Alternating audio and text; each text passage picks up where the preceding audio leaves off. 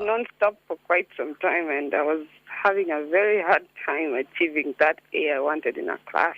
Wow. To sit down and write down what like the source of my problem and the target. Of course, I wanted an A in a finance course. Then I realized the obstacles were, I wasn't setting my priorities right. I wasn't waking up on time. I was late on my assignments. And I made a program on how to follow up. And, So you made a plan on how to achieve that? Yeah. Oh, goodness. But it seems like a bit common sense, if you will. I'm not taking away from you. But it seems like if you wanted to study and get the A, you would just study and get the A. What changed for you when you stopped, Vera? You see, I had tried different methods, but stop gave me a start, like, hey, this is a new way to try out something new. And so what are you doing now? I'm still looking for work. Okay. Just use stop. Okay. You stop, right. But also we're training practitioners, we're training consultants, we're certifying consultants to train stop. So we'll certainly consider you. Fantastic. I'll need to get back to you on that number because those are the kind of consultants we need. People who've used stop and have succeeded. Thank you for calling in. On my personal life, I execute without planning, more often than not. Okay. And then at the workplace, my planning is perfect. Execution fails me. Okay. Yes. So you fall into quadrant 2 and quadrant 4. Yes. Okay. So excellent planning at work. Yeah. And low execution. Yes. And on the personal side. Yeah. Excellent execution. Yeah. Based on no plan. Little or no planning. Little or no planning. Okay. Now, the first thing we need to do, let's do a stop analysis on this, Michael, and thank you for calling. Okay, you're welcome. So we need to ask ourselves, which quadrant do you fall into? But we need to agree by asking you the very specific questions. First and foremost, does this situation cause you any concern? That's defining the source. Where are you? Yes, it does. It causes me a lot of concern because more often than not, let me talk about my personal life, that I do things, then they later affect me, they disrupt everything else, the little planning I've done. Exactly. Yes. So, number 2, why does it cause you any discomfort? So what's the underlying feeling for that discomfort? Is it restlessness? Yeah. Is it some kind of anguish? Is it agony? Is it lack of patience with yourself? Yeah. Is it a lost sense of your own ability to be effective? What is the underlying emotion? All that. Excellent. Okay. Yeah. And let's recognize from Michael's situation that already we're seeing the link between personal and work. And I want us to see that the corporate transformation only comes after the personal. And Michael is only going to be effective when he sorts himself out on the personal front. So let's go through the personal front.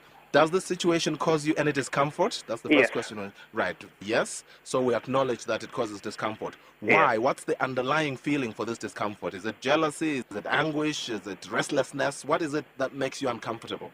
I guess mainly the anguish and restlessness and impatience, and then everything just falls apart around me. Excellent. Yeah. And then number 3, very important, do you think that there's someone else or something else to blame for this other than yourself? Who do you think takes responsibility for this? I take 105% responsibility for that. Brilliant. And then how do you feel now that you have confronted it? You've always known it probably intuitively, but you've never quite done a formal analysis such as this. How do you feel now that you have faced it? I feel that I'll be able to move forward from here and get some order in my life. Okay, something we didn't talk about earlier, but it's called RAG rating. Red, amber, or green. What score would you give yourself on this? Red, which means very bad. Amber, comme ci, comme ça. And green, which means you're doing very well. Okay, let me say lower end red, tending towards amber, or should I say upper end amber, tending towards red? Okay, fine. Yeah. Excellent. Okay, then target.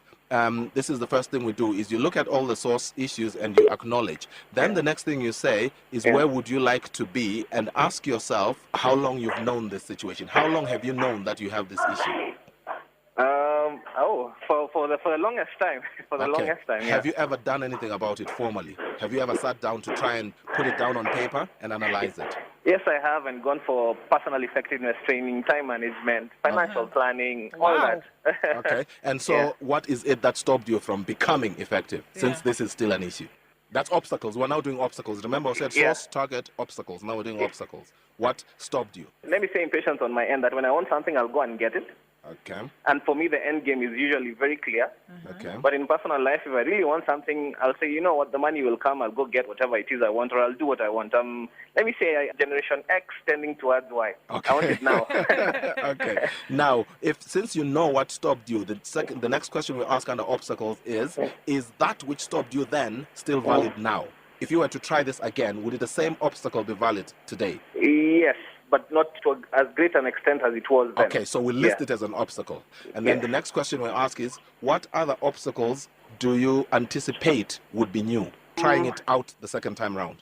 I don't think there'll be anything new apart from that impatience that I have. Okay, so we need to list that obstacle. So now we've got a clear source, target, and one obstacle. Yes. Okay, what we need to do either now put a plan you see, and now decide how are we going to plan, and then as we put the plan in place, we need to think of the fact that we've tried this before. So what should we do now that we did not do previously?